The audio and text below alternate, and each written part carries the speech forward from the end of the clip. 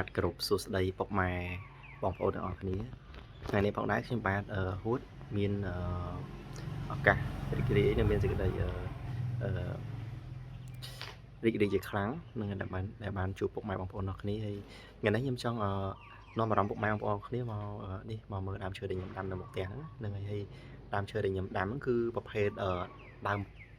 នេះផ្កាយើងលម្អបាទឥឡូវយើងពុកម៉ែបងប្អូនមកមើលទាំងអស់គ្នាបាទនេះអញ្ចឹងនេះផ្ការំយោលបងប្អូននេះផ្កាស្អាតណាស់មើលនេះបាទនេះបងប្អូនផ្ការំយោលនេះស្អាតណាស់បាទស្អាតពណ៌កាឈូកហើយអានេះត្រួយវាដែលវាចិត្តចេញមកទៀតហ្នឹងហើយត្រួយវាហើយយើងមើលទៅនេះកពុំហ្នឹងហើយកពុំហ្នឹងនេះ3 4ទៀតទូចបងប្អូនហើយនេះអានេះក៏រកចេញដែរហ្នឹងហើយអានេះកំពុំបន្តិចមើលខាងក្នុងវាយើងឃើញរៀងនេះប្រឡូកវីដបងរៀងដូចដុំរឹងហ្នឹងហើយរៀងនៅកំពុំចេញមកបាទហើយផ្កាច្រើនដែរហ្នឹងមួយរយៈនេះវាចាប់ដើមលូតផ្កាច្រើនបងប្អូននេះយើងមើលអាលើនេះវាខ្ទង់2 3ហើយណាយើង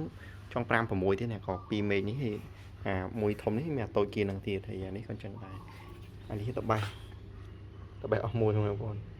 វាអស់មួយអញ្ចឹងទៅយើងមើលទៅនេះផ្កាស្អាតហ្នឹងហើយស្អាតហើយ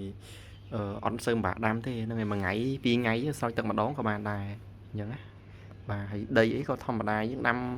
មិនចាំរើសដីនឹងផើងអីធម្មតាក៏បានដែរបើសិនជាយើងបានដីស្រែអញ្ចឹងវាល្អអញ្ចឹងបងប្អូន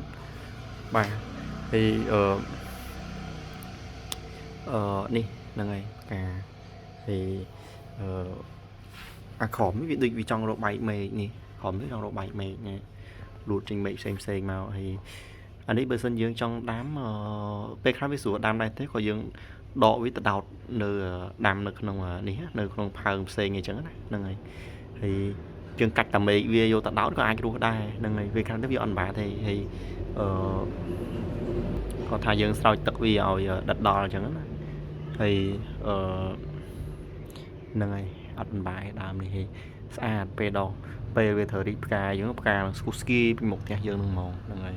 អ្នកដែលស្រឡាញ់ផ្កាអីគាត់ដាំអាហ្នឹងត្រូវចិត្តហ្មងហ្នឹងហើយយើងមើលទៅហើយអត់ធ្វើការបាក់ថែទាំអីច្រើនឬក៏ទីតាំងអីក៏អត់ចាំបាច់ដែរយើងដាំតែក្នុងផ្ទះឬក៏ណាក៏បានដែរបើឲ្យវាត្រូវពលឺខ្លះអញ្ចឹងណាហ្នឹងហើយវាអត់សូវទាមទារពលឺខ្លាំងណាស់ដែរទេនៅក្នុងប្រទាំងក៏វាអាចរស់បានដែរហ្នឹងហើយខ្ញុំដាំនេះដាំចូលប្រហែលខ្ទង់ដូចប្រហែលខែនេះ3 4 ខែដែរដូចប្រហែលនេះខ្ញុំចង់ផ្លេចដែរទៅហ្នឹងហើយហើយវាផ្ការរហូតនឹងម៉ាក់ខ្ញុំក៏កាប់ចោលខ្លះអញ្ចឹងណាហ្នឹងអញ្ចឹងយើងមើលនេះ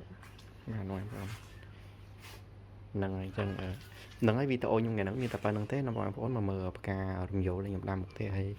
ពុកម៉ែបងប្អូនមានចម្ងល់មានបងប្អូនមានចម្ងល់មានអីតាក់ទងនឹងផ្កាដែលខ្ញុំដាំហ្នឹងបងប្អូនអាចខមមិននៅខាងក្រោមវីដេអូហ្នឹងបាននៅអាចខមមិននៅខាងក្រោមបានហើយមានជាយោបល់អីចង់ផ្ដល់យោបល់អីនឹងអាចផ្ដល់ជាយោបល់តាមរយៈការខមមិនឬក៏សំណួរផ្សេងជាដើមតាមរយៈក្នុងខមមិនក្រោមវីដេអូខាងក្រោមបាទជាចុងបញ្ចប់នេះវីដេអូខ្ញុំបានមកដល់ទីបញ្ចប់ហើយសង្ឃឹមថាពុកម៉ែបងប្អូនស្រឡាញ់និងចូលចិត្តវីដេអូដែលខ្ញុំធ្វើនៅពេលនេះហើយបើសិនតោះខលលួចជាស្រ័យបងប្អូននេះហ្នឹងហើយកុំប្រកាន់ហ្នឹងហើយដោយសារតែខ្ញុំអត់សូវប្រកែកនិយាយដែរ